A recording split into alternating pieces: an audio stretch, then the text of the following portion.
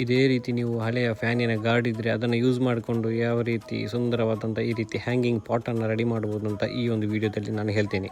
Hello friends, welcome back to summer vlog series 2.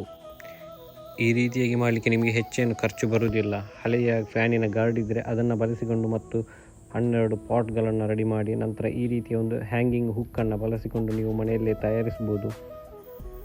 ಮೇಲಿನಿಂದ pot ಜೋಡಿಸುವಾಗ ಸ್ವಲ್ಪ ನೋಡಬೇಕು, ಯಾಕೆಂದರೆ ಮೇಲೆ ನೀರು ಹೋಗುವ ಹಾಗೆ ನಮಗೆ ಕೈಗೆ ಎಟುಕುವ ರೀತಿಯಲ್ಲಿ ಇರಬೇಕು. ಯಾಕೆಂದರೆ ಈ ರೀತಿಯ ಪ್ಲಾಂಟ್ಗಳು ತುಂಬ ಸೆನ್ಸಿಟಿವ್ ಆಗಿರ್ತದೆ, ಬೇಗನೆ ಬಾಡಿ ಹೋಗಿ ಸಾಯುವ ಚಾನ್ಸಸ್ ಇರ್ತದೆ.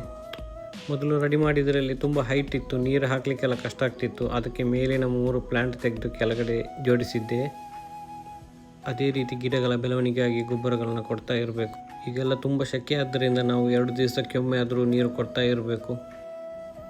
ಈ ರೀತಿ ನೀವು ಮನೆಯಲ್ಲಿ ಟ್ರೈ ಮಾಡಿ, ತುಂಬ ಸುಂದರವಾಗಿ ಕಾಣ್ತದೆ. Thank you so much.